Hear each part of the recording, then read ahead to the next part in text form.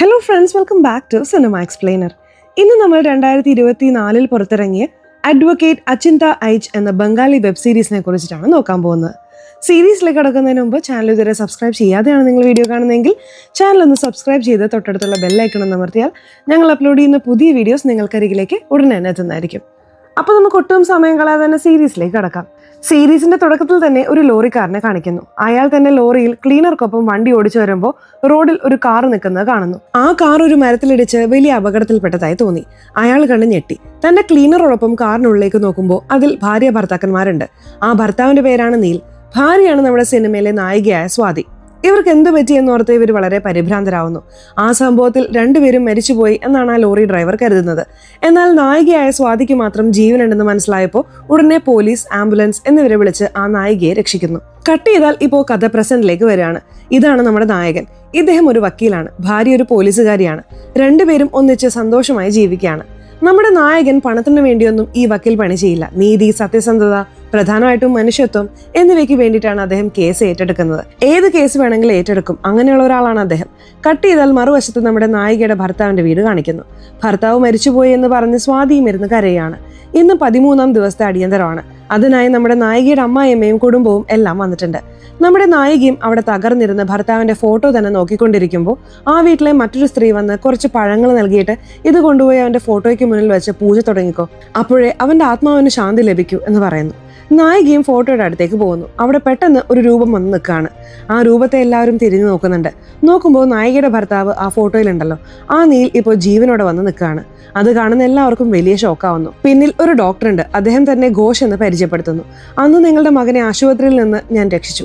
അവൻ ഇപ്പോഴും ജീവനോടെ ഉണ്ട്. ഇവനാണ് നിങ്ങളുടെ മകൻ എന്ന് പറയുന്നു.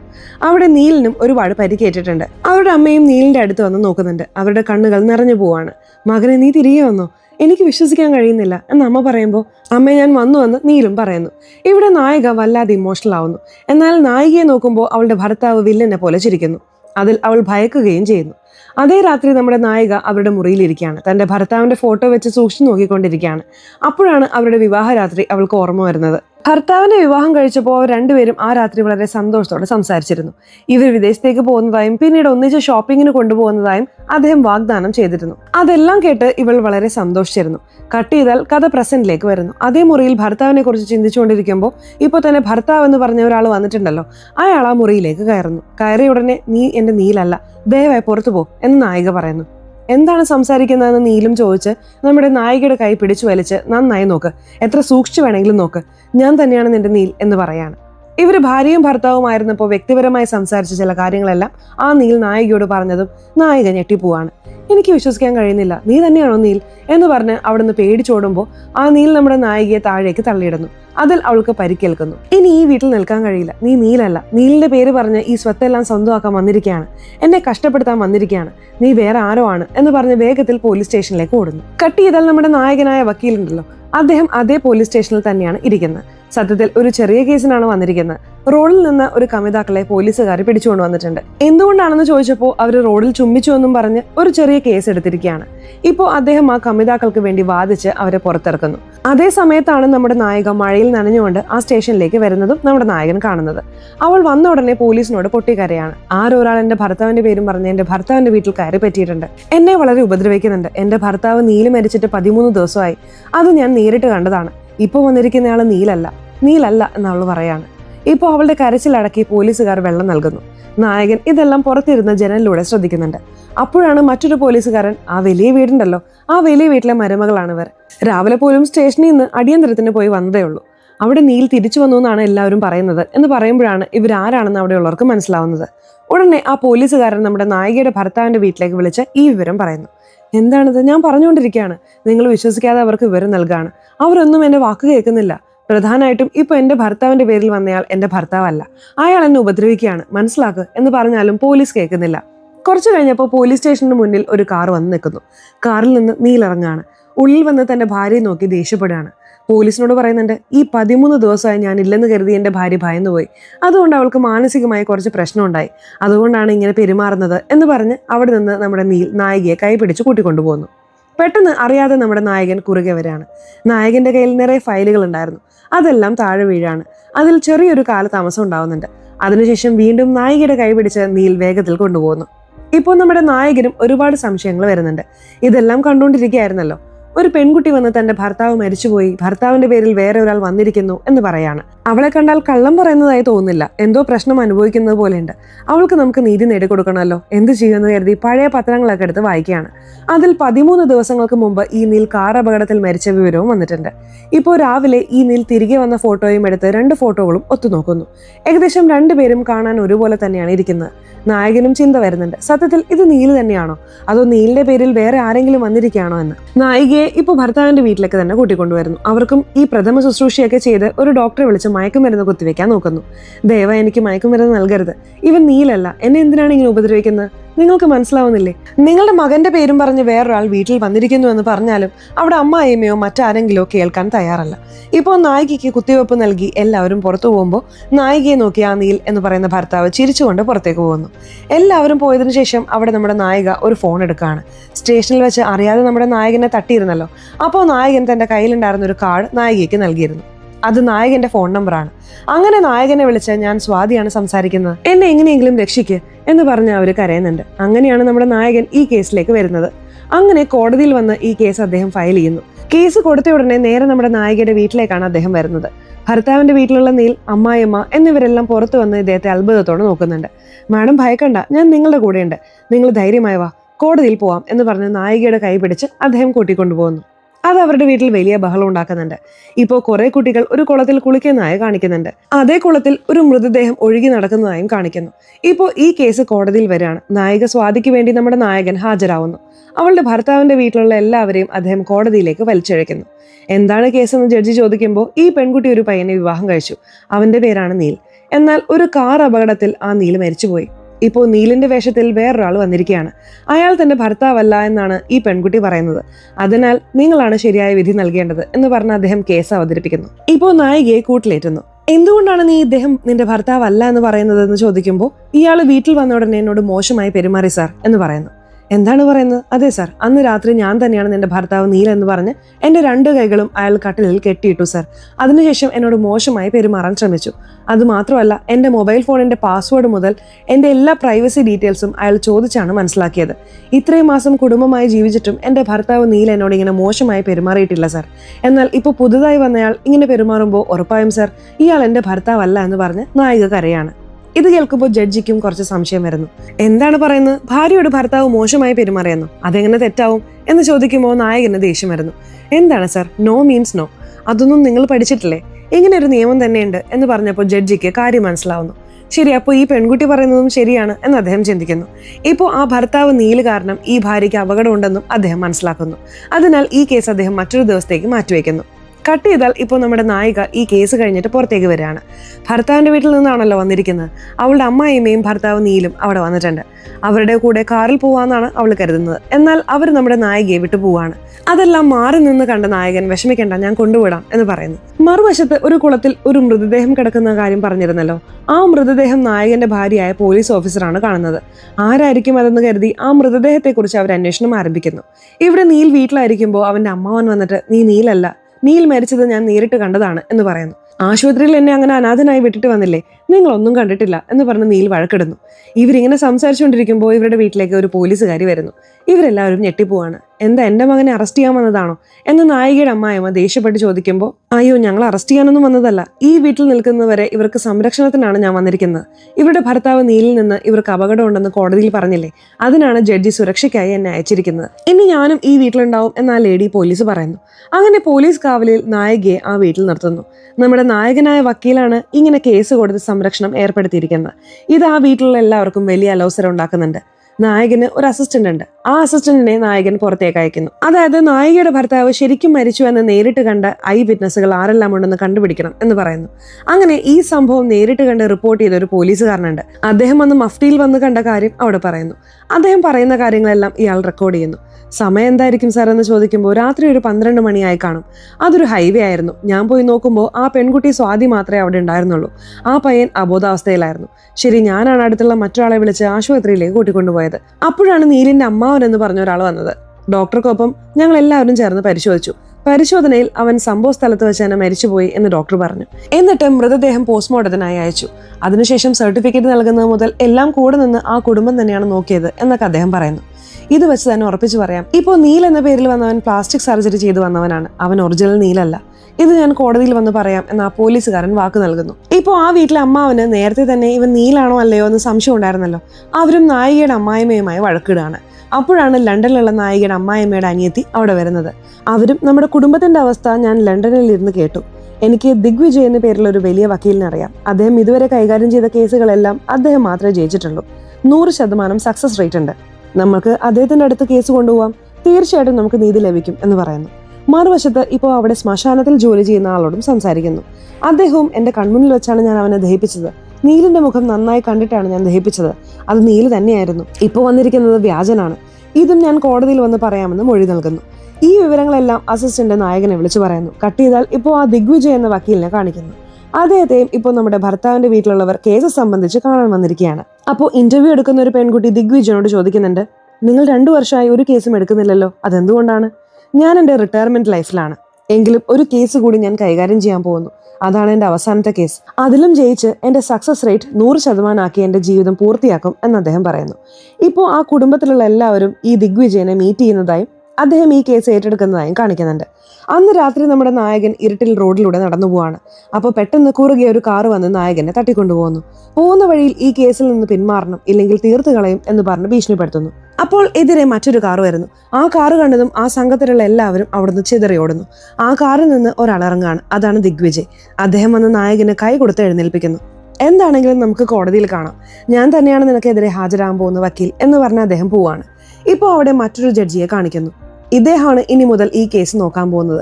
അദ്ദേഹത്തിന്റെ മുന്നിലാണ് ഈ കേസ് നടക്കാൻ പോകുന്നത്. ആദ്യം നമ്മുടെ നായകനെ എഴുന്നേൽപ്പിച്ച് നിങ്ങളുടെ വാദങ്ങൾ അവതരിപ്പിക്കാൻ പറയുന്നു.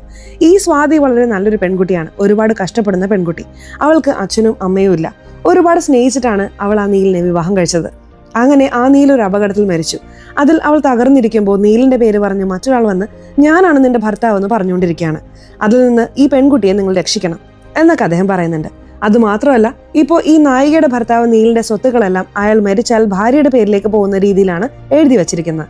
ഇപ്പോൾ പുതുതായി വന്നവൻ നീലാണെന്ന് പറയുന്നതിന് കാരണം തന്നെ ആ കോടിക്കണക്കിന് രൂപയുടെ സ്വത്ത് മോഹിച്ചാണ് എന്നും അദ്ദേഹം വാദിക്കുന്നു. ഈ വാദം കേട്ട് എല്ലാവരും കൈയടിക്കുന്നു. മറുവശത്ത് എതിർഭാഗം വക്കീലും വന്ന് പറയുന്നുണ്ട്, ഇവിടെ നോക്ക് സർ, ആ പെൺകുട്ടി നേരത്തെ തന്നെ ഭർത്താവ് മരിച്ചു എന്ന് കരുതി ഒരു 13 ദിവസം മാനസികമായി വളരെ തളർന്നിരിക്കുകയായിരുന്നു.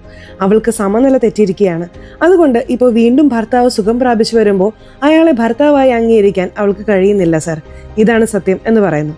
ഇപ്പോൾ നായകനും എഴുന്നേറ്റിട്ട്, സർ ഞാൻ വെറുതെ പറയുകയല്ല, എൻ്റെ കയ്യിൽ ഒരുപാട് സാക്ഷികളുണ്ട് എന്ന് പറഞ്ഞ് ആദ്യം ഭർത്താവിൻ്റെ വീട്ടിലുള്ള ആ അമ്മാവനെ സാക്ഷിക്കൂട്ടിൽ നിർത്തുന്നു. സർ, നിങ്ങളല്ലേ അവസാനം ആ നീലിന് കർമ്മങ്ങൾ ചെയ്തത്? നിങ്ങളപ്പോൾ നീലിന്റെ മുഖം കണ്ടിരുന്നില്ലേ? നീലപ്പോൾ മരിച്ചല്ലേ കിടന്നിരുന്നത് എന്ന് ചോദിക്കുമ്പോൾ അദ്ദേഹവും അതെ എന്ന് പറയുന്നു. ഇപ്പോൾ എതിർഭാഗം വക്കീൽ ദിഗ്വിജയ് എഴുന്നേറ്റിട്ട്, നന്നായി പറയൂ സർ, നിങ്ങൾ ശരിക്കും ആ മുഖം കണ്ടിട്ടാണോ കർമ്മങ്ങൾ ചെയ്തത് എന്ന് ചോദിക്കുമ്പോൾ ആ അമ്മാവൻ അല്പം കരഞ്ഞുകൊണ്ട്, എനിക്ക് നീൽ എന്ന് വെച്ചാൽ ജീവനായിരുന്നു, അവന്റെ മുഖം നോക്കാനുള്ള ധൈര്യം എനിക്ക് ഉണ്ടായിരുന്നില്ല, അതുകൊണ്ട് തിരിഞ്ഞു നിന്നാണ് കർമ്മങ്ങൾ ചെയ്തത് എന്ന് പറയുന്നു. ശരി, ഓക്കെ, നീല് മരിച്ചത് 2-ാം തീയതിയാണ്. നിങ്ങൾ എന്തിനാണ് 2-ാം തീയതി തന്നെ നീലിന്റെ മൃതദേഹം ദഹിപ്പിച്ചത്? എന്തായിരുന്നു അത്ര തിടുക്കം എന്ന് ചോദിക്കുമ്പോൾ, നീൽ മരിച്ചതിന് ശേഷം അവന്റെ അമ്മയ്ക്ക് മകനെ ഇങ്ങനെ കാണാൻ കഴിഞ്ഞില്ല, ദയവായി അവനെ അടക്കം ചെയ്യാം എന്ന് പറഞ്ഞു. അതുകൊണ്ടാണ് ധൃതി പിടിച്ച് പോസ്റ്റ്മോർട്ടം പോലും ചെയ്യാതെ വേഗത്തിൽ ഞങ്ങൾ ദഹിപ്പിച്ചത്. അദ്ദേഹം പറഞ്ഞു തീർത്തപ്പോൾ ഇതിൽ നിന്ന് മനസ്സിലാവുന്നത് നീല് മരിച്ചതിന് ശേഷം അവന്റെ മുഖം അമ്മയും ശരിക്കും കണ്ടിട്ടില്ല, അമ്മാവനും ശരിക്കും കണ്ടിട്ടില്ല എന്നാണ്. ഇപ്പോൾ നമ്മുടെ നായകൻ വീണ്ടും മറ്റൊരു സാക്ഷിയെ വിളിക്കുന്നു, ആ ലോറി ഡ്രൈവറും വന്നിട്ട്, അതെ, അന്ന് ഭാര്യ ഭർത്താക്കന്മാർ 2 പേരും ആ കാറിലുണ്ടായിരുന്നത് ഞങ്ങൾ കണ്ടു. ഭർത്താവ് അബോധാവസ്ഥയിലായിരുന്നു, ഭാര്യയെ മാത്രമാണ് ഞങ്ങൾക്ക് രക്ഷിക്കാൻ കഴിഞ്ഞത് എന്ന് പറയുന്നു. വീണ്ടും ദിഗ്വിജയ് എഴുന്നേൽക്കുന്നു. നിങ്ങൾ എങ്ങനെയാണ് ഭർത്താവ് നേരത്തെ മരിച്ചു എന്ന് പറയുന്നത്? നിങ്ങൾ എന്താ ഡോക്ടറാണോ? പൾസൊക്കെ നോക്കിയിരുന്നോ എന്ന് ചോദിക്കുമ്പോൾ അവരല്ലെന്ന് തലയാട്ടുന്നു. അപ്പോൾ അത് വെച്ചും അവർ പറയുന്ന സ്റ്റേറ്റ്മെന്റ് തെറ്റാണെന്ന് അദ്ദേഹം വാദിക്കുന്നു. ഇപ്പോൾ 3-ാമത്തെ പ്രധാന തെളിവ്, സംഭവ സ്ഥലത്ത് മഫ്തിയിൽ വന്ന് കണ്ട ആ പോലീസുകാരനെ വിളിച്ച് നായകൻ സത്യം ചോദിക്കുന്നു. ഈ പോലീസുകാരൻ പൾസ് പരിശോധിച്ച് നോക്കിയെന്നും അപ്പോൾ പൾസ് ഉണ്ടായിരുന്നില്ലെന്നും പറയുന്നുണ്ട്. വീണ്ടും ദിഗ്വിജയ് എഴുന്നേക്കാണ്. സർ, നിങ്ങൾക്ക് പേരക്കുട്ടി പെണ്ണാണോ ആണാണോ? ആൺകുട്ടിയാണ് സർ. യുവർ ഓണർ, സത്യത്തിൽ എന്താണ് സംഭവിച്ചതെന്ന് വെച്ചാൽ അന്ന് ഈ പോലീസുകാരൻ പേരക്കുട്ടിയെ കാണാൻ ആശുപത്രിയിൽ പോയതാണ്. പേരക്കുട്ടി ജനിച്ചു എന്ന് പറഞ്ഞ സന്തോഷത്തിൽ മദ്യപിച്ചിരുന്നു. അപ്പോഴാണ് അദ്ദേഹത്തിന് ഈ കേസ് റിപ്പോർട്ട് കിട്ടിയത്. അപ്പോൾ മഫ്തിയിലാണ് സംഭവ സ്ഥലത്ത് പോയത്. ആശുപത്രിയിലും പോയിട്ടുണ്ട്. മഫ്തിയിൽ പോയ ഒരു പോലീസുകാരന്റെ തെളിവുകൾ സ്വീകരിക്കാൻ കഴിയില്ല, യൂണിഫോമിൽ പോണായിരുന്നു എന്ന് പറയുന്നു. നായകനും ചോദിക്കുന്നുണ്ട്, എങ്ങനെയാണ് സർ രാത്രി 1 മണിക്ക് പെട്ടെന്ന് യൂണിഫോമിൽ പോകാൻ കഴിയുക? അതൊന്നും നടക്കില്ല. മഫ്തിയിൽ പോയവരുടെ സാക്ഷിമൊഴി എടുക്കാൻ കഴിയില്ലെങ്കിൽ കഴിയില്ല. കൂടെ വേറെ ഡിപ്പാർട്ട്മെന്റിലുള്ള പോലീസുകാരെങ്കിലും വിളിക്കണമായിരുന്നു. അതും ചെയ്തില്ല. അതുകൊണ്ട് ഇദ്ദേഹത്തിന്റെ വാദം തെറ്റാണെന്ന് ദിഗ്വിജയ് പറയുന്നു. ഇതും ജഡ്ജി അംഗീകരിക്കുന്നുണ്ട്. അവസാനം ആ ഡോക്ടർ ഉണ്ടല്ലോ, ആ ഡോക്ടറിനോട് ചോദിക്കുമ്പോൾ ഡോക്ടറും അതെ ഞാനാണ് പരിശോധിച്ചത്, അപ്പോൾ ആ നീലിന്റെ ശരീരത്തിൽ ജീവനില്ലായിരുന്നു എന്ന് പറയുന്നു. അപ്പോൾ എന്തുകൊണ്ട് അവന്റെ ശരീരം പോസ്റ്റ്മോർട്ടം ചെയ്തില്ല എന്ന് ദിഗ്വിജയ് എഴുന്നേറ്റ് ചോദിക്കുന്നു. അവരുടെ വീട്ടുകാരാണ് വേണ്ടെന്ന് പറഞ്ഞത്, അതുകൊണ്ട് ദഹിപ്പിക്കാമെന്ന് പറഞ്ഞ് ബോഡി വിട്ടുകൊടുത്തു എന്ന് അദ്ദേഹം പറയുന്നു. ഇങ്ങനെ മൃതദേഹം ആശുപത്രിയിൽ കൊണ്ടുവന്ന് പരിശോധിക്കുന്നതിന്റെ കാരണം തന്നെ ഷോക്ക് കാരണം ചിലർക്ക് പൾസ് വരാതിരിക്കാം. പെട്ടെന്ന് പൾസ് വന്നാൽ ജീവൻ തിരിച്ചു കിട്ടും. അതുകൊണ്ടാണ് പരിശോധന വേണ്ടത് എന്ന് അവർ പറയുന്നു.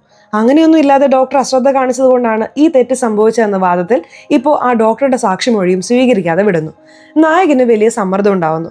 എത്ര സാക്ഷികൾ ഉണ്ടായിട്ടും ഒന്നും തെളിയിക്കാൻ കഴിയുന്നില്ല. നായികയുടെ മേൽ തന്നെ നായകന് സംശയം വരികയാണ്. നായിക ചോദിക്കുന്നുണ്ട്, നിങ്ങൾക്ക് പോലും എന്നെ വിശ്വാസമില്ലേ? ഇല്ല, ഞാൻ നിന്നെ പൂർണ്ണമായിട്ടും വിശ്വസിക്കുന്നുണ്ട്. എനിക്ക് കുറച്ച് സമയം താ, നല്ല സാക്ഷികളെ തയ്യാറാക്കാം എന്ന് അദ്ദേഹം പറയുന്നു. അങ്ങനെയാണ് അവസാനമായി ഈ ശ്മശാനത്തിലെ ജോലിക്കാരനെ വിളിച്ച് നായകൻ സംസാരിക്കുന്നത്. അവസാനമായി അവനോടും ഈ ദിഗ്വിജയ് ഒരു ചോദ്യം ചോദിക്കുന്നു. എന്താ വെട്ടിയൻ സാർ, ചെറുതായി എന്തോ കുടിച്ചതുപോലെ മണക്കുന്നുണ്ടല്ലോ? അതെ സാർ, മദ്യപിച്ചിട്ടാണ് കോടതിയിൽ വന്നത്. എന്ത്, മദ്യപിച്ചിട്ട് കോടതിയിൽ വന്നോ? എടാ, ഈ മദ്യപിച്ച് കോടതിയിൽ വരുന്നുവെങ്കിൽ ശ്മശാനത്തിൽ എന്ത് അവസ്ഥയിലായിരിക്കും? അപ്പോൾ നിന്റെ സാക്ഷിമൊഴി എങ്ങനെ സ്വീകരിക്കാൻ കഴിയും? നീ ലഹരിയിൽ വേറെ ആരോ കണ്ടിട്ട് ഇപ്പോൾ നീലാണെന്ന് പറഞ്ഞ് കോടതിയിൽ വന്ന് പറ്റിക്കുകയാണോ എന്ന് പറഞ്ഞ് അവന്റെ സാക്ഷിമൊഴിയും അവിടെ വലിച്ചെറിയുന്നു. നായിക ഇപ്പോൾ വലിയ സമ്മർദ്ദത്തിലായി ഭർത്താവിന്റെ വീട്ടിലിരിക്കുമ്പോൾ അവിടെ വേലക്കാരിയമ്മ വരുന്നു. നായികയ്ക്ക് ഭക്ഷണം നൽകുകയാണ്. നിനക്ക് പോലും അയാൾ നീലല്ല എന്ന് തോന്നില്ലേ? എനിക്ക് മാത്രമാണ് അങ്ങനെ തോന്നുന്നത് എന്ന് നായിക വേലക്കാരിയോട് ചോദിക്കുമ്പോൾ എനിക്കറിയില്ല, വല്ലാത്ത കൺഫ്യൂഷനാണ് എന്ന് പറഞ്ഞിട്ട് അവരവിടെ നിന്ന് പോകുന്നു. അപ്പോഴാണ് നായിക തന്റെ വീട്ടിൽ എന്താണ് സംസാരിക്കുന്നതെന്ന് ഒളിഞ്ഞു കേൾക്കുന്നത്. അതിൽ നായികയുടെ ഭർത്താവ് നീലും അവന്റെ അമ്മയും ഭർത്താവിന്റെ വീട്ടിലുള്ള എല്ലാവരും ചേർന്ന് ഈ പെൺകുട്ടിക്ക് ഭ്രാന്ത് പിടിച്ചു, മിണ്ടാതെ ഇവളെ മെന്റൽ ഹോസ്പിറ്റലിലാക്കാം എന്ന് നായികയെ കുറിച്ച് സംസാരിച്ചുകൊണ്ടിരിക്കുന്നത്. ഇത് കേട്ട് നായികയ്ക്ക് വലിയ ഭയം തോന്നുന്നു. ഇവിടെ നായകൻ വീട്ടിൽ അച്ഛനുമായി സംസാരിച്ചുകൊണ്ടിരിക്കുകയാണ്. അദ്ദേഹത്തിന്റെ അച്ഛനും പറയുന്നുണ്ട്, നീ ഈ കേസിനെ വളരെ സങ്കീർണമാക്കുകയാണ്. നീ എന്തിനാണ് ആ പെൺകുട്ടി പറയുന്നത് വെച്ച് ഈ കേസ് നോക്കുന്നത്? നീലിപ്പോ ജീവിച്ചിരിപ്പില്ല എന്ന രീതിയിൽ നീ വളരെ എളുപ്പത്തിൽ കേസ് കൈകാര്യം ചെയ്താൽ നിനക്ക് റിസൾട്ട് കിട്ടും. വളരെ എളുപ്പമുള്ള കേസാണ് എന്നൊരു ക്ലൂ നൽകിയിട്ട് പോകുന്നു. അപ്പോൾ നായകനെ വിളിച്ചിട്ട് തന്റെ മെന്റൽ ഹോസ്പിറ്റലിലാക്കാൻ പോകുന്ന കാര്യത്തെക്കുറിച്ച് വീട്ടുകാർ സംസാരിക്കുന്നു. എനിക്ക് വളരെ പേടിയാവുന്നു എന്നൊക്കെ പറയുന്നുണ്ട്. അതല്ലേ, സുരക്ഷയ്ക്ക് അവിടെ പോലീസുകാരുണ്ടല്ലോ. നിങ്ങൾ ഒന്നുകൊണ്ടും ഭയപ്പെടേണ്ട, ധൈര്യമായിട്ടിരിക്കെ. പിന്നെ എനിക്ക് ഏതെങ്കിലും ഒരു പ്രധാനപ്പെട്ട തെളിവ് വേണം. നിങ്ങളുടെ ഭർത്താവ് നീലിന്റെ മെഡിക്കൽ റിപ്പോർട്ടുകളൊക്കെ വേണം. അതെല്ലാം എനിക്ക് ഫോട്ടോ എടുത്ത് അയച്ചതാ എന്ന് പറയുമ്പോൾ ഇവളും ശരിയെന്ന് പറയുന്നു. അപ്പോഴാണ് അവിടെ ഭരത് എന്ന പേരിലുള്ള ഒരു യുവാവിനെ കാണിക്കുന്നത്. ഈ ഭരത് ആരാണെന്ന് വെച്ചാൽ നായികയുടെ ഭർത്താവ് നീലിന്റെ അടുത്ത സുഹൃത്താണ്. അവനിൽ നിന്നും എന്തെങ്കിലും തെളിവ് ലഭിക്കുമോ എന്ന് പരിശോധിക്കാൻ നായകന്റെ അസിസ്റ്റന്റ് അവിടെ പോയിട്ടുണ്ട്. ഇവിടെ നായികയും ഭർത്താവിന്റെ വീട്ടിൽ ഭർത്താവിന്റെ മെഡിക്കൽ റിപ്പോർട്ട് തിരഞ്ഞ് ടോർച്ച് അടിച്ച് പോകുമ്പോൾ അവിടെ ഒരു മേശയിൽ ഒരു റിപ്പോർട്ട് കിട്ടുന്നു. അതെടുത്ത് ടോർച്ച് അടിച്ച് മുന്നോട്ടേക്ക് നോക്കുമ്പോൾ അവിടെ ഭർത്താവ് നീൽ നിൽക്കുന്നു. ഇവളും പേടിച്ചു പോവാണ്. അപ്പോഴാണ് മറ്റൊരു ഫ്ലാഷ് ബാക്ക് കാണിക്കുന്നത്.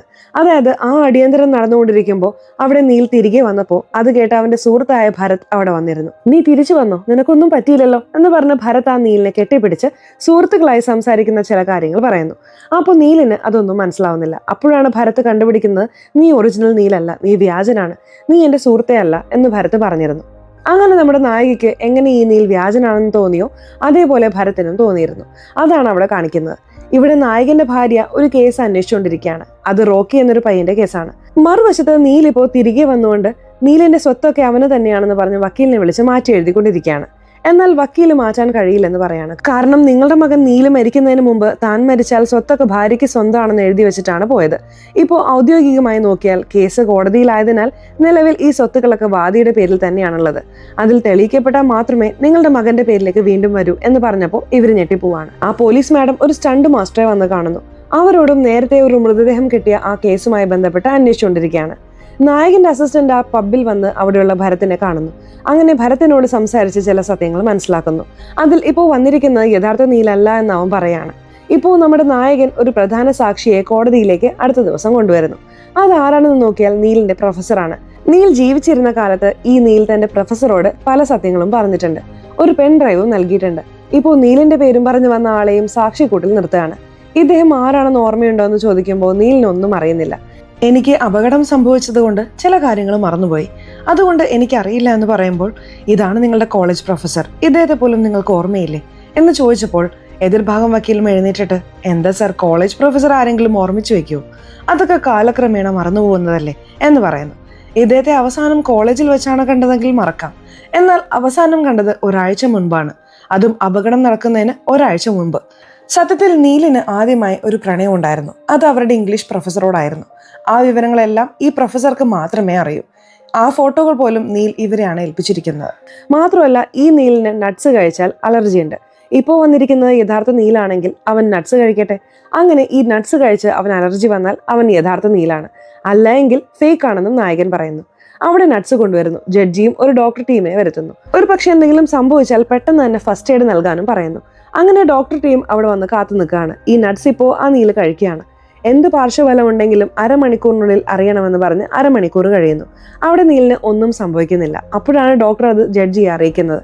ഇത് വെച്ച് ഇവൻ വ്യാജ നീലാണെന്ന് പലരും വിശ്വസിക്കുന്നു. കുറച്ചു നേരം കഴിഞ്ഞ് ആ കോർട്ടിൽ നിന്ന് താഴെ ഇറങ്ങുമ്പോൾ നീലിന് ഒരുതരം അലർജി ഉണ്ടായി അവൻ അവിടെ താഴെ വീഴുന്നു. അവന്റെ പോക്കറ്റിൽ ഒരു ഇഞ്ചക്ഷൻ ഉണ്ടായിരുന്നു. ആ ഇഞ്ചക്ഷൻ എടുത്ത് കുത്തിയതിനു ശേഷമാണ് നീൽ രക്ഷപ്പെടുന്നത്. ഇതിലൂടെ ഇപ്പോൾ നട്ട്സ് കഴിച്ച് നീലിന് അലർജി ഉണ്ടായതിനാൽ ഇവൻ യഥാർത്ഥ നീലാണ്, ഇവനും അതേപോലെ ബുദ്ധിമുട്ടുണ്ടാവുന്നു എന്നത് കോടതിയിൽ തെളിയിക്കപ്പെടുന്നു. നായകന് ഇതൊരു വലിയ അടിയാവുന്നു. കഥ ഒരു 30 വർഷം പിന്നിലേക്ക് പോകുന്നു. സത്യത്തിൽ ഇപ്പോൾ നീലുണ്ടല്ലോ, അവനെ യഥാർത്ഥത്തിൽ ജന്മം നൽകിയത് അവന്റെ അച്ഛനല്ല, അമ്മയുമല്ല. നീലിന്റെ അച്ഛനും അമ്മയ്ക്കും കുറെ വർഷങ്ങളായി കുട്ടികൾ ഉണ്ടായിരുന്നില്ല. അതുകൊണ്ട് രണ്ടുപേരും ദത്തെടുക്കാമെന്ന് തീരുമാനിച്ചു. അങ്ങനെ ദത്തെടുത്ത കുട്ടിയാണ് നായികയുടെ ഭർത്താവായ നീൽ. കഥ പ്രസന്റിലേക്ക് വരുന്നു. കോടതിയിൽ നടന്ന സംഭവത്തിന് ശേഷം നീലിന്റെ വീട്ടിലുള്ള എല്ലാവരും സെന്റിമെന്റൽ ആവുന്നു. അവന്റെ അമ്മാവൻ ഉൾപ്പെടെ. ഞാൻ പോലും ആദ്യം നീലാണെന്ന് വിശ്വസിച്ചില്ല, എന്നാൽ ഇപ്പോൾ നിനക്ക് അലർജി ഉണ്ടായല്ലോ, അപ്പോൾ ഞാൻ പൂർണ്ണമായും വിശ്വസിച്ചു എന്ന് പറയുന്നു. ഇവിടെ ഈ ജഡ്ജി നമ്മുടെ നായകനെ പിടിച്ച് നന്നായി വഴക്ക് പറയുന്നുണ്ട്. നീ എന്ത് തെളിവാണ് കൊണ്ടുവരുന്നത്? കുറച്ചുകൂടി കഴിഞ്ഞിരുന്നെങ്കിൽ നിന്റെ വാക്ക് കേട്ട് ഞാൻ ആ പയ്യനെ കൊല്ലാൻ തന്നെ പോയേനെ. ഭാഗ്യത്തിന് അവനൊന്നും പറ്റിയില്ല എന്നവിടെ പറയുന്നു. ഇവിടെ നായകന്റെ ഭാര്യയ്ക്ക് ചില CCTV ഫൂട്ടേജുകൾ ലഭിക്കുന്നു. ആ ഫൂട്ടേജിൽ ഒരു ബൈക്കിൽ ഒരു അജ്ഞാതൻ പോകുന്നതായി കാണുന്നുണ്ട്. ആ നമ്പർ പ്ലേറ്റും അവൻ നോട്ട് ചെയ്ത് വെക്കുന്നു. ഇപ്പോൾ അടുത്ത ദിവസം കോടതിയിൽ വലിയൊരു ടെസ്റ്റ് ഉണ്ട്. അതിനായി എതിർഭാഗം വക്കീലായ ദിഗ്വിജയും തയ്യാറായിക്കൊണ്ടിരിക്കുകയാണ്. നായകനും പുതിയ ധാരാളം സാക്ഷികളുമായി കോടതിയിലേക്ക് വരുന്നു. വന്ന ഉടനെ അവർ വീഡിയോ കോളിൽ ഇവർ നീലിന്റെ സുഹൃത്തായ ഒരാളെ കണ്ടിരുന്നല്ലോ, ഇവൻ നീലല്ല എന്ന് പറഞ്ഞിട്ട് പോയവനെ അവനെ വീഡിയോ കോളിൽ ഹാജരാക്കുന്നു. നീൽ, ഇയാളെ നിനക്ക് ഓർമ്മയുണ്ടോ? മുഖം ബ്ലർ ചെയ്തു വെച്ചാൽ എങ്ങനെ അറിയും? ഓർമ്മയില്ല. അല്ലല്ല, അദ്ദേഹം മുഖം കാണിക്കില്ലെന്ന് പറഞ്ഞു. ഇയാൾ നിങ്ങളുടെ സുഹൃത്ത്, ഒന്നിച്ച് സ്കൂളിൽ പഠിച്ചവൻ, പേര് ഭരത്, ഓർമ്മയുണ്ടോ എന്ന് ചോദിക്കുമ്പോൾ അവനും അതെ എന്ന് പറയുന്നു. ഇപ്പോൾ അവിടെ ഒരു ബോക്സ് കൊണ്ടുവരുന്നു. ഈ ബോക്സ് എന്താണെന്ന് ഓർമ്മയുണ്ടോ എന്ന് ചോദിക്കുമ്പോൾ നീലിന് അറിയില്ല. യുവർ ഓണർ, ഈ ബോക്സ് തന്നെ ഇയാൾക്ക് ഓർമ്മയില്ല. യഥാർത്ഥത്തിൽ ഈ ബോക്സ് ഇവർ രണ്ടുപേരും സൗഹൃദത്തിന്റെ ഓർമ്മയ്ക്കായി സൂക്ഷിച്ചിരുന്നതാണ്. അവിടെ നീലും അതെ അതെ എനിക്ക് ഓർമ്മയുണ്ടെന്ന് തലയാട്ടുന്നു. അപ്പോൾ ആ ബോക്സിനുള്ളിൽ എന്താണുള്ളതെന്ന് പറയേ എന്ന് നീലിനോട് ചോദിച്ചപ്പോൾ വീണ്ടും അറിയില്ല എന്ന് പറയുന്നു. അപ്പോഴാണ് അതിൽ നിന്നും ഒരു കവർ എടുക്കുന്നത്. അതൊരു തരം 18+ കവറാണ്. ഇതുപോലും നിങ്ങൾക്ക് ഓർമ്മയില്ലേ, പിന്നെന്തിനാണ് മാറി മാറി കള്ളം പറയുന്നത് എന്ന് നായകൻ ചോദ്യം ഉന്നയിക്കുമ്പോൾ ഇപ്പോൾ എതിർഭാഗം വക്കീൽ വന്നിട്ട് അയാൾക്ക് തലയ്ക്ക് പരിക്കേറ്റത് കൊണ്ട് ഒന്നും ഓർമ്മയില്ല എന്ന് പറഞ്ഞുകൊണ്ടിരിക്കുകയാണല്ലോ. അയാളുടെ മുന്നിൽ ഒരു ബോക്സ് വെച്ചിട്ട് ചെറുപ്പത്തിൽ കൊടുത്ത ബോക്സാണ്, ഓർമ്മയുണ്ടോ, അതും ഇതും ഓർമ്മയുണ്ടോ എന്ന് ചോദിച്ചാൽ എന്ത് പറയും? ഇതൊക്കെ വളരെ ഉപയോഗശൂന്യമായ ചോദ്യങ്ങളാണ് സർ എന്ന് പറയുന്നു. ശരി, അപ്പോൾ ഞാൻ ഉപയോഗപ്രദമായ ഒരു തെളിവ് തന്നെ ചോദിക്കാം എന്ന് പറഞ്ഞ് ഇപ്പോൾ നേരെ നായികയെ തന്നെ സാക്ഷിക്കൂട്ടിൽ കയറ്റുന്നു. നായികയോട് നീ ആദ്യമായി നിന്റെ ഭർത്താവ് നീലിനെ എപ്പോഴാണ് കണ്ടതെന്ന് ചോദിക്കുകയാണ്. സത്യത്തിൽ നമ്മുടെ നായിക ഒരു നഴ്സാണ്. ഒരു ആശുപത്രിയിലായിരിക്കുമ്പോൾ അവിടെ രോഗിയായി നീലിന്റെ സുഹൃത്ത് ഭരത് വന്നിരുന്നു. അപ്പോൾ അവനെ ചികിത്സിക്കുമ്പോഴാണ് ആദ്യമായി അവർ നീലിനെ കാണുന്നത്. രണ്ടുപേർക്കും പ്രണയം ഉണ്ടാവുന്നു. ഇപ്പോൾ ഇതുമായി ബന്ധപ്പെട്ട് ഈ നീലിനോടും നായകൻ ചോദ്യം ഉന്നയിക്കുകയാണ്. അങ്ങനെ ആദ്യത്തെ ലൊക്കേഷൻ നിങ്ങൾ ഏത് സ്ഥലത്ത് വെച്ചാണ് കണ്ടതെന്ന് ചോദിക്കുമ്പോൾ അയാൾ കുറച്ച് ആലോചിച്ച് ആശുപത്രിയാണെന്ന് കൃത്യമായി പറയുന്നു. ഇപ്പോൾ കുറച്ചുകൂടി പ്രധാനപ്പെട്ട ഒരു ചോദ്യം, അതായത് നീലിന്റെ മുതുകിൽ ഒരു മറുകുണ്ടോ, അത് ഇടുപ്പിന് താഴെയാണോ? അത് ഭാര്യയായ നമ്മുടെ നായിക അവിടെ പറയുന്നു. ഇപ്പോൾ കൂട്ടിലുള്ള നീലും താഴെ ഇറങ്ങി വന്ന് തന്റെ ഷർട്ട് ഉയർത്തി കാണിക്കുന്നു. ഇപ്പോൾ അയാളുടെ മുതുകിലും മറുകുണ്ട്. ഇവരെന്ത് തെളിവ് വെച്ചാലും അത് തകർത്തുകൊണ്ടിരിക്കുകയാണ് എതിർഭാഗത്തുള്ളവർ. അവസാനം ഫൈനലായി ഒരു ടെസ്റ്റ് വെക്കാമെന്ന് ഇവർ തീരുമാനിക്കുന്നു. എന്ത് ടെസ്റ്റ് ആണെന്ന് നോക്കിയാൽ ഏതാണ് സത്യം ഏതാണ് നുണ എന്ന് കണ്ടുപിടിക്കുന്ന ഒരു ലൈ ഡിറ്റക്ടർ മെഷീൻ കൊണ്ടുവന്ന് അവിടെ നീലിന് ഒരു ടെസ്റ്റ് നടത്തുന്നു. പത്രക്കാരെല്ലാവരും വളരെ ശ്രദ്ധയോടെ അത് നോക്കുന്നു. നായകൻ ഒരു 3 ചോദ്യങ്ങൾ ചോദിക്കുകയാണ്. ആദ്യത്തെ ചോദ്യം, നിങ്ങളാണോ നീലെന്ന് ചോദിക്കുമ്പോൾ അയാൾ അതെ എന്ന് പറയുന്നു. പച്ചലൈറ്റ് കാണിക്കുന്നു. നിങ്ങളുടെ ഭാര്യയുടെ പേര് സ്വാതിയാണോ എന്ന് ചോദിക്കുകയാണ്. അയാൾ അതെ എന്ന് പറയുന്നു. നിങ്ങൾക്ക് അപകടം സംഭവിച്ചത് 2-ാം തീയതിയല്ലേ എന്ന് ചോദിക്കുന്നു. അതെ എന്ന് പറയുന്നു. അങ്ങനെ അയാൾ എല്ലാത്തിനും അതെ എന്ന് പറയുമ്പോൾ എല്ലാം സത്യമാണെന്ന് പച്ചലൈറ്റ് കാണിക്കുന്നു. മറുവശത്ത് എതിർഭാഗം വക്കീൽ ദിഗ്വിജയ് വന്ന് അവിടെ ഒരു ചോദ്യം ചോദിക്കുന്നു. ഈ നടക്കുന്ന നാടകങ്ങളൊക്കെ കാണുമ്പോൾ നിങ്ങളുടെ സ്വത്തുക്കൾ സ്വന്തമാക്കാൻ വേണ്ടിയിട്ടാണ് നിങ്ങളുടെ ഭാര്യ ഈ നാടകമൊക്കെ കളിക്കുന്നത് എന്നൊരു തോന്നൽ നിങ്ങൾക്കുണ്ടോ എന്ന് ചോദിക്കുമ്പോൾ അയാൾ അതെ എന്ന് പറയുന്നു. അതിനും സത്യമാണെന്ന് ഒരു പച്ച ലൈറ്റ് കാണിക്കുന്നു. ഇപ്പോൾ ഈ കേസ് നൽകിയ നായികയ്ക്ക് തന്നെ ഇതൊരു അപകടമായി മാറുന്നു. നായകനും വല്ലാതെ ആവുന്നുണ്ട്. മറുവശത്ത് നമ്മുടെ നായകന്റെ ഭാര്യ ഇപ്പോൾ ആ സ്റ്റണ്ട് മാസ്റ്ററെ ഒരു കേസിനായി അറസ്റ്റ് ചെയ്യുന്നു. അതേസമയം ഇപ്പോൾ നമ്മുടെ നായകൻ അടുത്ത ഹിയറിങ്ങിന്, അതായത് ഫൈനൽ ഹിയറിങ്ങിന് വളരെ പ്രധാനപ്പെട്ട ഒരു സാക്ഷിയെ അവിടെ കൊണ്ടുവന്നിട്ടുണ്ട്. എല്ലാവരെയും അമ്പരിപ്പിക്കുന്ന തരത്തിലുള്ള സാക്ഷിയാണത്. ജഡ്ജി പോലും ഇതാവോ ശരിയാവുക, അതോ ഇതും ഇവർ പൊളിക്കുവോ എന്ന് ചോദിക്കുമ്പോൾ, ഇപ്പൊ നോക്ക് സർ, എന്റെ കഴിവ് എന്താണെന്ന് കാണിക്കാം എന്ന് പറഞ്ഞ നായകൻ മുന്നോട്ടേക്ക് വരുന്നു. നിങ്ങൾക്ക് ഓർമ്മയുണ്ടോ, കുറച്ച് സീനുകൾക്ക് മുമ്പ് ലണ്ടനിൽ നിന്ന് ഒരു മുത്തശ്ശി വന്നിരുന്നല്ലോ, നായികയുടെ അമ്മായിമ്മയുടെ അനിയത്തി. അവരെ നമ്മുടെ നായകൻ സാക്ഷിക്കൂട്ടിൽ കയറ്റുന്നു. നിങ്ങൾ സോഷ്യൽ മീഡിയയിൽ വളരെ സജീവമാണെന്ന് ഞങ്ങൾക്കറിയാം. അങ്ങനെ നിങ്ങളുടെ സോഷ്യൽ മീഡിയകൾ പരിശോധിച്ചപ്പോൾ അതിൽ നിങ്ങളെ ഒരാൾ ഫോളോ ചെയ്യുന്നുണ്ട്. അയാളുടെ ഐഡിയിൽ പോയി നോക്കിയപ്പോൾ ഞങ്ങൾ ചില കാര്യങ്ങൾ കണ്ടുപിടിച്ചു. അതിനു മുമ്പ് നിങ്ങളോടൊരു ചോദ്യം ചോദിക്കാനുണ്ട്. നീൽ നിങ്ങളെ കാണാനായി ലണ്ടനിൽ വന്നിട്ടുണ്ടോ എന്ന് ചോദിക്കുമ്പോൾ ആ മുത്തശ്ശി ഇല്ലെന്ന് പറയുന്നു. എന്തുകൊണ്ടാണെന്ന് ചോദിക്കുമ്പോൾ നീലിന് ഫ്ലൈറ്റിൽ യാത്ര ചെയ്താൽ അലർജി ഉണ്ട് എന്ന് പറയുന്നു. അവന് ഫ്ലൈറ്റിൽ പോകാൻ കഴിയില്ല എന്ന് പറഞ്ഞതും അവിടെയുള്ള നീലും അത് അംഗീകരിക്കുന്നു. ഇപ്പോൾ ആ ഫോളോവറെ കുറിച്ചുള്ള ഒരു തെളിവ് നമ്മുടെ നായകൻ അവിടെ പ്രദർശിപ്പിക്കുന്നു. സത്യത്തിൽ ആ ലണ്ടനിലെ മുത്തശ്ശിയും ഇപ്പോൾ നിൽക്കുന്ന നീലും ചേർന്നെടുത്ത ഒരു ഫോട്ടോ ഉണ്ടായിരുന്നു. അത് ആ മുത്തശ്ശി പോസ്റ്റ് ചെയ്തിരുന്നില്ല. ആ മുത്തശ്ശിയുടെ ഫോളോവർ ഇവർ 3 പേരും ചേർന്നെടുത്ത ഫോട്ടോ അയാളുടെ പേജിൽ പോസ്റ്റ് ചെയ്തിട്ടുണ്ടായിരുന്നു. അതെപ്പോഴാണ് പോസ്റ്റ് ചെയ്തതെന്നാൽ 2-ാം തീയതി. യഥാർത്ഥ നീലിന് അപകടം സംഭവിച്ചത് ഇന്ത്യയിൽ വെച്ച് 2-ാം തീയതിയാണ്. ഈ പോയിന്റ് അവിടെ വെച്ച് നായകനും ചോദിക്കുന്നു. ഇന്ത്യയിൽ 2-ാം തീയതി നീലിന് അപകടം സംഭവിക്കുമ്പോൾ അവൻ എങ്ങനെ ലണ്ടനിൽ പോകും? ഫ്ലൈറ്റിൽ അലർജി ഉള്ളപ്പോൾ അവൻ എങ്ങനെ ലണ്ടനിൽ പോയി എന്ന ലോജിക്കലായ ഒരു ചോദ്യം ഉന്നയിക്കുന്നു. അവിടെ എല്ലാവരും പകച്ചു പോവാണ്. AI ഫോട്ടോയാണെന്നൊക്കെ പറയുന്നുണ്ട്. ഇത് AI ഫോട്ടോയൊന്നുമല്ല. ഇപ്പോൾ ഇൻസ്റ്റാഗ്രാമിൽ പോയാലും ആ ഐഡിയിൽ ഈ ഫോട്ടോയുണ്ട്. ഇത് ഞങ്ങൾ ട്രാക്ക് ചെയ്ത് നോക്കിയപ്പോഴാണ് മനസ്സിലായത്. യഥാർത്ഥത്തിൽ ഈ നീലിന് ഒരു ഇരട്ട സഹോദരനുണ്ട്. അവന്റെ പേരാണ് ബോസ്. ആ ബോസാണ് ഇപ്പോൾ നീൽ എന്ന പേരിൽ ഇവിടെ വന്നിരിക്കുന്നത്. അവൻ വെറുതെ അല്ല വന്നത്. ലണ്ടനിൽ നിന്ന് നേരെ ഇന്ത്യയിലേക്ക് വന്നാൽ പിടിക്കപ്പെടുമെന്ന് കരുതി അവിടുന്ന് 3 രാജ്യങ്ങളിലൂടെ യാത്ര ചെയ്ത് അവസാനമാണ് കൊൽക്കത്തയിൽ വന്നിറങ്ങിയത്. ഈ ബോസ് ഒരു ആർട്ടിക്കിൾ എഴുതിയിട്ടുണ്ട്. അത് മുൻപ് ഒരു വെബ്സൈറ്റിൽ പബ്ലിഷ് ചെയ്തിട്ടുണ്ട് എന്ന് പറഞ്ഞ് അതും അവിടെ എടുത്തു കാണിക്കുന്നു. ഇപ്പോൾ ആ ഭർത്താവിന്റെ വീട്ടുകാർക്ക് കണ്ണു നിറഞ്ഞു പോവാണ്. അവരുടെ തനി നിറം പുറത്താവുന്നു. അപ്പോഴാണ് ഇതിൽ നീലിന്റെ അമ്മയ്ക്കും പങ്കുണ്ട് എന്ന് നായകൻ പറയുന്നത്. മകൻ മരിച്ചതിന് ശേഷം ആ അമ്മയ്ക്ക് എങ്ങനെയെങ്കിലും സ്വത്തുക്കളൊക്കെ തങ്ങളുടെ പേരിലാക്കണം എന്ന് തോന്നി. എന്നാൽ നീൽ തന്റെ ഭാര്യയുടെ പേരിലാണ് സ്വത്തുക്കളെല്ലാം എഴുതിയിരുന്നത്. അത് അവർക്ക് സഹിക്കാൻ കഴിഞ്ഞില്ല. യഥാർത്ഥത്തിൽ നീലിന്റെ അമ്മ ഇവരല്ല, നീലിനെ വളർത്തിയവരാണ് ഇവർ. നീലിനെ ദത്തെടുക്കുകയായിരുന്നു. അങ്ങനെ ഇരട്ട സഹോദരന്മാരിൽ ഒരാളെ തന്റെ അനിയത്തിയുടെ അടുത്തും മറ്റൊരാളെ തന്റെ കൂടെയും നിർത്തിയാണ് ഇവർ വളർത്തിയത്. അപ്രതീക്ഷിതമായി ആ അപകടം നടന്നതിന് ശേഷം ഈ സ്വത്തൊക്കെ സ്വന്തമാക്കണമെന്ന് കരുതി ഇപ്പോൾ മറ്റേ ഇരട്ട സഹോദരനായ അവനെ നീൽ എന്ന പേരിൽ ഇവർ കൊണ്ടുവന്നിരിക്കുകയാണ്. അതുകൊണ്ടാണ് അവന് കള്ളം പോലും സത്യം പോലെ പറയാൻ കഴിഞ്ഞത്. അങ്ങനെ എല്ലാ തെളിവുകളും നിരത്തിയ ഉടനെ എതിർഭാഗം വക്കീലിനും എന്തു പറയണമെന്നറിയില്ല. കേസ് അവസാനിക്കുന്നു. നായികയുടെ ഭർത്താവിന്റെ വീട്ടിലുള്ളവരാണ് ഈ ചതികളെല്ലാം ചെയ്ത് കൊടുക്കിയതെന്ന് വ്യക്തമാവുന്നു. നായികയും അവിടെ വളരെ ഇമോഷണൽ ആവുന്നു. നായകന്റെ അടുത്ത് വന്ന് നന്ദി പറയുന്നുണ്ട്. അപ്പോഴാണ് നായകന്റെ ഭാര്യ നായകനെ വിളിക്കുന്നത്. എനിക്കൊരു പ്രധാനപ്പെട്ട വിവരം നിങ്ങളോട് പറയണം എന്ന് പറഞ്ഞ് അവർ ചില CCTV ഫൂട്ടേജുകളെ കുറിച്ച് ഒരു ഇൻഫർമേഷൻ നൽകുന്നു. അത് നായകനെ ഞെട്ടിക്കുകയാണ്. അപ്പോഴാണ് വേറെ ലെവൽ ട്വിസ്റ്റ് പുറത്തു വരുന്നത്. അത് കണ്ടുപിടിക്കാൻ നമ്മുടെ നായകൻ തന്റെ അസിസ്റ്റന്റിനെ അദ്ദേഹത്തിന് പരിചയമുള്ള ഒരു സ്ത്രീയുടെ വീട്ടിലേക്ക് അയക്കുന്നു. മറുവശത്ത് നമ്മുടെ നായകൻ എതിർഭാഗം വക്കീൽ ദിഗ്വിജയനെയും പോയി കാണുന്നു. അദ്ദേഹത്തോടും നായകൻ ഒരു രഹസ്യം പറയുന്നു. അടുത്ത ദിവസം നമ്മുടെ നായകന് കോടതിയിൽ പോവാനുണ്ട്. അന്നാണ് വിധി പറയേണ്ട ദിവസം. ഇപ്പോൾ ഞാൻ ചില കടുത്ത കാര്യങ്ങൾ ചെയ്യാൻ പോവുകയാണെന്ന് ഭാര്യയോട് പറഞ്ഞിട്ടാണ് നായകൻ കോടതിയിൽ വരുന്നത്. ജഡ്ജി വിധി പറയുന്നതിന് മുമ്പ് നായകൻ എഴുന്നേറ്റിട്ട് ഇത് ഇതുവരെ കഴിഞ്ഞിട്ടില്ല, ഈ കേസിൽ മറ്റൊരു വിവരം കൂടി എനിക്ക് ലഭിച്ചിട്ടുണ്ട് എന്ന് പറഞ്ഞ ചില തെളിവുകൾ നൽകുന്നു. എന്ത് വിവരമാണെന്ന് ചോദിക്കുമ്പോൾ അവിടെ ഒരു അമ്മയെ കൊണ്ടുവന്ന് മുന്നിൽ നിർത്തുന്നു. ഈ അമ്മ ആരാണെന്ന് വെച്ചാൽ ഇവരാണ് നമ്മുടെ നായികയെ വളർത്തിയത്. അവർ ചില സത്യങ്ങൾ പറയുന്നു. നായിക ചെറുപ്പത്തിൽ തന്നെ പണത്തോട് ആർത്തിയുള്ളവരായിരുന്നു. പണം വേണം പണം വേണമെന്ന് മാത്രമാണ് അവൾ ഓരോ നിമിഷവും ചിന്തിച്ചിരുന്നത്. അതിനായി പലരെയും അവൾ സ്നേഹിച്ച് വഞ്ചിച്ചിട്ടുണ്ട്. അവസാനമായി ഒരു സ്റ്റണ്ട് മാസ്റ്ററെ സ്നേഹിച്ചു എന്ന് പറഞ്ഞ് ആ സ്റ്റണ്ട് മാസ്റ്ററെ കുറിച്ച് അവർ പറയുന്നു. അങ്ങനെ ഈ അമ്മയെ കാണാനാണ് നായകൻ തന്റെ അസിസ്റ്റന്റിനെ അയച്ചത്. ശരി, ഈ അമ്മയെക്കുറിച്ച് നായകൻ എങ്ങനെ മനസ്സിലായി എന്ന് ചോദിച്ചാൽ, നേരത്തെ ഒരു മൃതദേഹം കിട്ടിയിരുന്നില്ലേ, ആ മൃതദേഹം വെച്ച് നമ്മുടെ നായകന്റെ ഭാര്യ ഒരു കേസ് അന്വേഷിച്ചിരുന്നല്ലോ. അത് ഈ സ്റ്റണ്ട് മാസ്റ്ററിലാണ് ചെന്നെത്തിയത്. ആ മൃതദേഹം ആരുടേതാണെന്ന് വെച്ചാൽ ഈ സ്റ്റണ്ട് മാസ്റ്ററും നായികയും ഒരു കാലത്ത് സ്നേഹിച്ചിരുന്നു. അതും എപ്പോഴാണെന്ന് അറിയാമോ? നായികയുടെ വിവാഹം കഴിഞ്ഞിട്ടും ഈ സ്റ്റണ്ട് മാസ്റ്ററുമായി അവർക്ക് ബന്ധമുണ്ടായിരുന്നു. അത് ഒരു വ്യക്തി കണ്ടിരുന്നു. അവനാണ് റോക്കി. ഇപ്പോൾ ആ കണ്ട വ്യക്തിയെ ഇവർ രണ്ടുപേരും ചേർന്ന് കൊന്നുകളഞ്ഞു. അവന്റെ മൃതദേഹമാണ് ആ കുളത്തിൽ കിടന്നിരുന്നത്. അത് വെച്ച് അന്വേഷിച്ചപ്പോഴാണ് നായികയുടെ ഭാര്യ ചില ഞെട്ടിക്കുന്ന കാര്യങ്ങൾ കണ്ടെത്തുന്നത്. അതാണ് ഇപ്പോൾ നായകനോട് പറഞ്ഞ് കോടതിയിൽ തെളിവ് സഹിതം തെളിയിക്കുന്നത്. അതായത് നമ്മുടെ നീൽ ആ കാർ അപകടത്തിൽ യഥാർത്ഥത്തിൽ മരിച്ചത്, അതിനുശേഷം ശരീരം അടക്കം ചെയ്തതൊക്കെ സത്യം തന്നെയാണ്. എന്നാൽ അവൻ മരിച്ചതിന് ശേഷം അവന്റെ അമ്മയുടെ അടുത്ത് വന്ന് ആ റോക്കി ഉണ്ടല്ലോ, അവൻ ഒരു സത്യം പറഞ്ഞിരുന്നു. നിങ്ങളുടെ മകൻ നീലിനെ കൊന്നത് മറ്റാരുമല്ല, നിങ്ങളുടെ മരുമകളായ സ്വാതിയും അവളുടെ കാമുകനാണെന്ന് സത്യം പറഞ്ഞിരുന്നു. ഇതറിഞ്ഞതുകൊണ്ടാണ് ആ റോക്കിയെ നമ്മുടെ നായികയും അവളുടെ കാമുകനായ സ്റ്റണ്ട് മാസ്റ്ററും ചേർന്ന് കൊന്നുകളഞ്ഞത്. ഇതിനു ശേഷമാണ് തന്റെ മരുമകളിൽ നിന്ന് ആ സ്വത്ത് എങ്ങനെയെങ്കിലും സ്വന്തമാക്കണമെന്ന് കരുതി ഈ നീലിന്റെ അമ്മ ഇത്രയും കാലം ഒളിപ്പിച്ചു വെച്ചിരുന്ന ആ ഇരട്ട സഹോദരനെ നീൽ എന്ന പേരിൽ ഇവിടെ ഇറക്കിയത്. എത്ര വലിയ നാടകമാണ് നടന്നത്. അവസാനം അപ്പോൾ ആ സംഭവ സ്ഥലത്തേക്ക് അറസ്റ്റ് ചെയ്ത സ്റ്റണ്ട് മാസ്റ്ററെയും കൊണ്ടുവരികയാണ്. സ്റ്റണ്ട് മാസ്റ്ററെ വധശിക്ഷ നൽകും എന്നൊക്കെ പറഞ്ഞ് ഭയപ്പെടുത്തുന്നു. അപ്പോഴാണ് അവൻ ഭയന്ന് സത്യങ്ങൾ പറയുന്നത്.